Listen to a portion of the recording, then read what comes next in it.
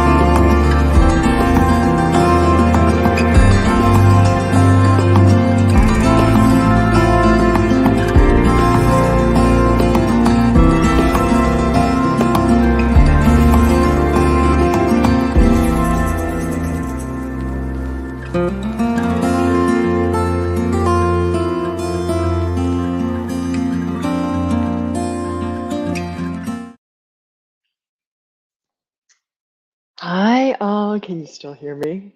Can you still hear me? Let me make sure my tech is going. Most people show up. I think this is going to be a rather short share. Um, I know the audio is different because of this. Welcome, I suppose, global warming, but welcome New England nor'easters, because that's what I'm in the middle of, nor'easter. Minus all the cold freezing temperatures, so that's good. It's interesting about storms, though, isn't it? It affects everything. It is disruptive to your life in some ways, um, but also energetically it does stuff. So that's partly what's going on. So I ended up sitting this morning for about an hour and 40 minutes, and it was active. There was a lot of activity. There was processing. There's processing. Uh, there's a thing that happens as you go to sit down. You can either be with what is, or you can move away from it if it keeps recurring and keeps asking, requesting attention, kindness, love, compassion. You have free will choice. You choose. You choose what you like my ears. Those of you here have seen these before, I'm sure. Um, you have a choice, and so my choice today was to lean into what is. To lean into what is, because why run? I was amazed. I found myself in a place of heart centered, emotional body, deep, what I would call wounding is the most accurate word, and being with it and moving through it and all of the storylines and the connections that were with it. And then there was a shift, a sense of witnessing, a sense of what is this thing? And because I work with those kinds of questions and that kind of inquiry,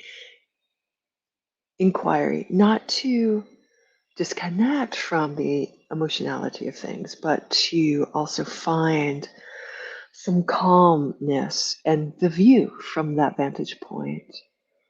I saw, ooh, did I see? Did I see? Did I see? D. Crazy pants long meditation this morning, crazy pants awareness. So the gist is, because I'm not going to go on and on about it today because I don't know how long I'll have power. I don't know. I don't know a lot of things. It's crazy over here in the Northeast.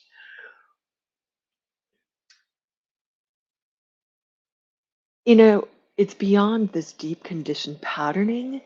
It is energetically, sometimes we look at things through the visual and we term the energies objects. An energetic object is something that is more defined uh, and more structured, recognizable, and has a little bit more density uh, and less flow to it. And so this object was in my heart space as a gift from my ancestors, my ancestral line on my dad's side, the females through my dad's side. Although it does come through my dad and he embodies it quite a bit. This ancestral patterning, because so much of it explains a lot. Where do I even go with this? This ancestral patterning, let's just continue on that line. The ancestral patterning is showing up as this kind of cockles of my heart object that has morphed and changed shape. I won't go into that. But let's just say there, not me. When I work with Paul Selig, we repeat these energetically infused phrases. I uh, know what I am in truth. I know who I am in truth. I know how I serve in truth. I am free. I am free. I am free. And onward and onward and onward. And once that really becomes an acknowledged part of the persona, or just enough, it doesn't have to be full on. We're just working with percentages here. It increases capacity for I am identity in the body. It also increases equanimity, kindness, etc., etc., etc. And so the opportunity for this awareness arises because the field has been tilled in a particular way. And so I was working with one particular relationship in my past, the defining relationship. And what I saw was that so much of the wounding or the pain from that has very little to do with who I am. And a high percentage to do with this inherited pattern that was hooked into my solar plexus. It became part of my identity and also hooked into the upper, particularly the throat. I was like, holy fuck balls. And what I saw was these plugins from the ancestors as well, but also this primary relationship and from their patterning. And so the truth of love of flow between us was true. And yet, because there were these other unseen, unconscious, gifted patterns that were doing the thing, it was uber confusing and uber painful, so painful. And so now I see, now I see my piece in it. And the whole 9 yards of how you do when you're healing uh, relate past this live stream relationships. And so mind blown, and I'm like, oh, so I'm in this time of reset for this. And this great image, the last image I saw, and again, this is flow. This is a healing process, a holy process. Lots of archangelic involved. Bien sûr, pour moi, les anges. What I saw, the last image, was it went through different colors and shiny metallic, diaphanous, so gold at a certain point. And what I was left with is that it's being composted. This object of pattern is being composted with emeralds. You know, emeralds in the wild, they have a particular shape to them, like a hexagonal shape to them. So somehow they were emeralds, but like behaving like mushrooms. So it was in this composting, emerald composting field within the dimension of heart space, human heart space. Anyway, kind of funny, kind of really cool. So I know I'm speaking a lot of energy work here, and the truth is that that's somehow my formal sits look. They look that way. That is my lens. Um, Part of any meditation practice is coming back to a wholeness, is having insights and embodying, um, uh, evolving, reaching, and opening up to receive. In Christian mysticism, they call that this sort of eros agape cycle. Um, so I'm in on that wheel, on that cycle, in a particular flavor. because there's something for me to be healed from and hold from within that. It's going to take a minute. It's going to take a minute because I noticed I've been connecting with new people, and I don't know yet because of my wanting to keep healthy boundaries energetically with people.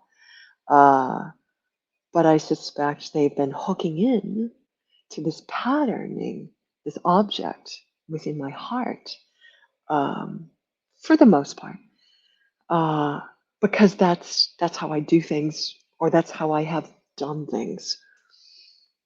Known but unbeknownst, unsolvable until this moment that I speak now. Sometimes there are points in practice, no matter if you're at the beginning stages, it's more shocking at the early stages of a meditation practice. And kind of maybe not anticipated, excitedly anticipated, looked forward to with a more seasoned practitioner like I am. However, they do arise. There's always the evolving of the self. And that's part of what this is. That's part of what this is. That's a different project from um, spiritual evolution alignment with source energy. They communicate these two projects. But this becoming a more healthy, connected, loving being is a different project um, than the techniques you would use. So, mostly here, I talk about these other techniques. But I just want to let you know I'm a real person, not I'm the floppy-eared rabbit becoming real. I'm Pinocchio becoming Pin- Pinocchiana becoming a real. And so this is what it looks like. There's some days when these things arise in periods. They tend for me to be, and I think for many to be periods of time, whether it's days or weeks or months or perhaps years if there's a lot or if there's some resistance to it. So I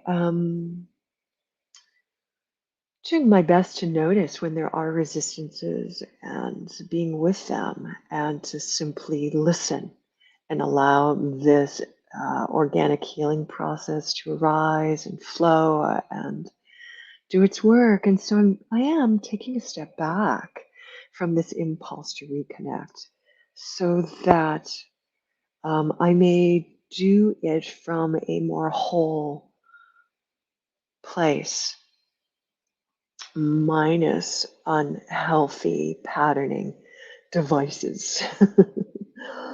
That's my wish. And so we'll see how that pans out. We'll see how that goes. And that's all I'm going to share today.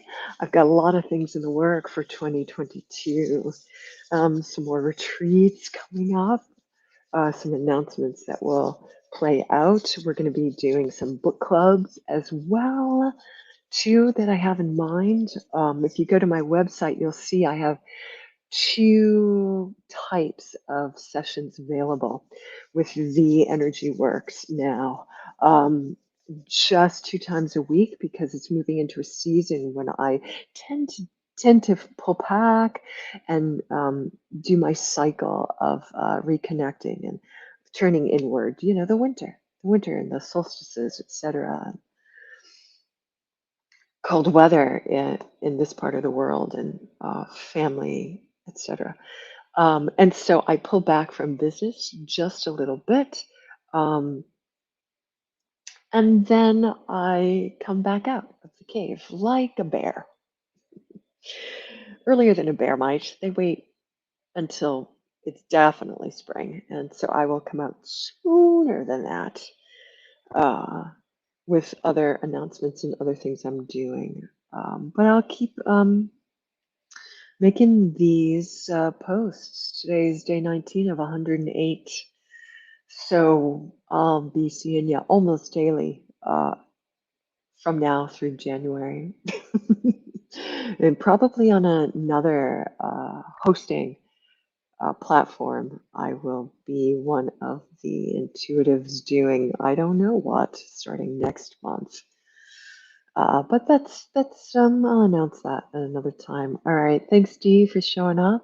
You may have just stepped in because I know you have a busy work day. And thanks to all my replay watchers. So much love to you. I hope in some way that my really sharing the surprises and from as real a place as I can possibly be, the alchemizing and morphing that happens when you really take up an intention for practice that will transform you and transform your life.